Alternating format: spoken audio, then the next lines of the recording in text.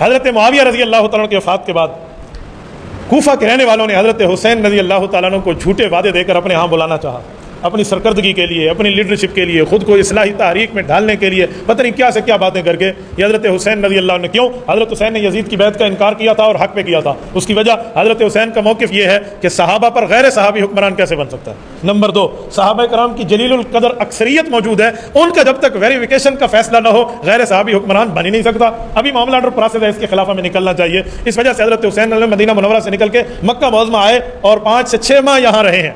حضرت حسین رضی اللہ تعالیٰ عنہ جب مدینہ منورہ سے نکل رہے تھے تو صرف حضرت حسین اپنے گھر والوں کو لے کر نہیں نکلے، خاندان علی المرتضیٰ کو لے کر نکلے، بلکہ خاندان ابو طالب کو لے کر نکلے.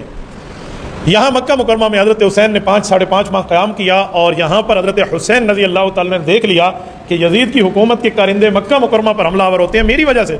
تو صحابہ کرام کی اولاد کے ساتھ مشورہ کر کے حضرت حسین نے فیصلہ کیا کہ میں یہاں سے جاتا ہوں. تو انہوں نے کہا آپ نہ جائیں، یہ تو پرامن جگہ ہے، یہاں تو چیونٹی تک کو بھی امن ہے، گھاس تک نہیں کاٹا جاتا، بلد امین ہے، آپ کو یہاں سے نہیں جانا چاہیے. تو حضرت حسین رضی اللہ عنہ نے ایک جو جملہ ارشاد فرمایا ہے نا، اس سے میں بہت سی چیزیں کھلتی نظر آتی ہیں.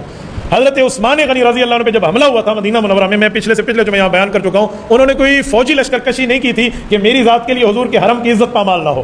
تو حضرت حسین نے بھی یہی فرمایا کہ میری ذات کے لیے مکہ المکرمہ کی حرمت اور عزت اور اللہ کے گھر کی جو ہے نا حرم کی عزت پامال ہو، یہ میں بھی نہیں چاہتا. تو انہوں نے عراق جانے کا ارادہ فرمایا. تو صحابہ کرام رضی اللہ عنہ مجمعین کی اولادیں جو تھی، جو حضرت حسن کے حضرت حسین کے ہم عمر ہیں، حضرت عبداللہ بن عمر ہیں، عبداللہ بن عباس ہیں، حضرت عبداللہ بن زبیر ہیں رضی اللہ عنہم، ان کا مشورہ کہ آپ ایسے نہ جائیں، یہ لوگ دھوکے باز ہیں، آپ اپنے سے پہلے کوئی نمائندہ بھیج کے دیکھیں.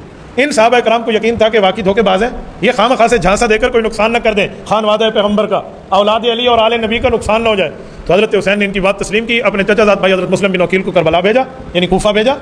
تو انہوں نے وہاں حالات پرامن دیکھے، ہزاروں بندوں نے ان کے ہاتھ میں ہاتھ دے کر وعدہ کیا اور بیعت کی، اور انہوں نے جواب میں خط لکھ دیا کہ معاملہ بالکل ٹھیک ہے. تو جو صحابہ مشورہ دے رہے تھے آپ نہ جائیں، اب ان کے پاس تو کوئی بات باقی نہ رہی نا، تو جو آپ نے کہا تھا وہ تو میں نے آپ کی بات پوری کر لی، اب تو حالات پرامن ہے. تو حضرت حسین ذوالحجہ کے پہلے عشرے میں یہاں سے چلتے ہیں، اور جب وہاں راستے میں ہیں تو پتہ چلتا ہے یزید نے گورنر بھی بدل دیا ہے. حضرت مسلم بن عقیل جن کو پہلے بھیجا تھا وہ شہید ہو گئے ہیں. کوفیوں نے دھوکہ دہی کی ہے، اپنے وعدے توڑ دیے ہیں، وعدے کی خلاف ورزی کر کے وہ یزیدی لشکر سے جا ملے. اور وہاں حضرت حسین جب پہنچتے ہیں وہاں ہور ہوتا ہے، ان کی طرف سے آنے والا بڑا قائد وہ روک دیتا ہے کہ آپ نے کوفہ نہیں جانا. تو وہاں پر حضرت حسین رضی اللہ تعالیٰ عنہ کے ان سے گفتگو ہے، شرائط پیش ہے، ایک تفصیل ہے، نہیں مانا گیا، کچھ معاملہ نہیں ہوا. آخر یہ کربلا کی طرف سفر ہوتا ہے، یہ زبالہ سے 72 کلومیٹر یہ شام کے فاصلے پہ ہے.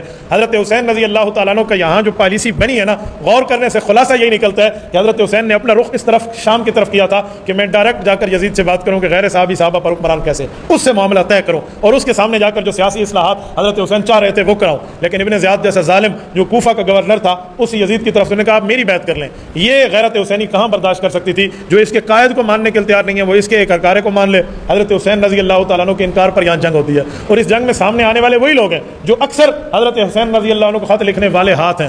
ان میں اکثر وہ لوگ ہیں جنہوں نے خط لکھ کے بلایا ہے، اور اب یہ سوچ رہے ہیں کہ حضرت حسین تو آ رہے ہیں، ان کے پاس ہمارے خط ہیں، اگر یہ نکل آئے تو مسلم بن عقیل کو اس کے گورنر نے شہید کر دیا ہے تو ہمیں مارے گا. اب یہ حضرت حسین کے مخالف ہیں، ان خطوط کی پرواہ نہیں ہے، وعدوں کی پرواہ نہیں ہے. وہاں پہ جنگ ہوتی ہے، اور اس جنگ میں حضرت حسین رضی اللہ تعالیٰ عنہ سمیت حضرت حسین کے 8 بھائی، حضرت علی کی 9 اولادیں وہاں شہید ہوتی ہیں. آل رسول کے 21 22 یا 18 افراد، 3 روایتیں ہیں، یہ شہید ہوتے ہیں، جن میں 72 افراد شامل ہیں. باقی ان کے حلیف ہیں، دوست ہیں، مددگار ہیں، ناصر ہیں، تعلق والے ہیں، وہ ساتھ ہیں، اور 88 اس لشکر سے قتل ہوتے ہیں. ان میں پہلا شہید جو بچوں میں ہے وہ علی الاصغر ہے، جسے عبداللہ کہتے ہیں. اس کی عمر 18 دن تھی جب حضرت حسین مکہ مکرمہ جا رہے تھے مدینہ طیبہ سے. 5 ماہ مکہ مکرمہ میں رہے تو یہ 6ٹھے ماہ میں داخل تھا.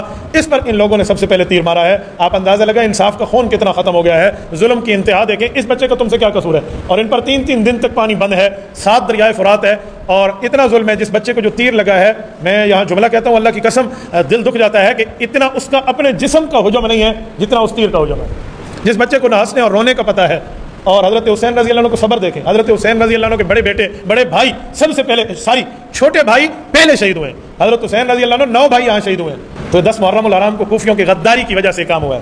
اس قتل کا ذمہ دار عبداللہ بن زیاد بھی ہے، کوفی بھی ہیں، لشکر پہ حملہ کرنے والے بھی ہیں، اور یزید بھی اس معاملے میں شامل ہے کہ اس نے 4 سال اس کے بعد حکومت پہ اپنے پاؤں جمائے رکھے ہیں. حضرت حسین کی کوئی قتل کی تحقیق نہیں ہوئی، کسی قاتل پر کوئی گرفتاری کی فرد جرم عائد نہیں ہوئی، کسی کو پکڑا نہیں گیا، کسی سے بدلہ نہیں لیا گیا.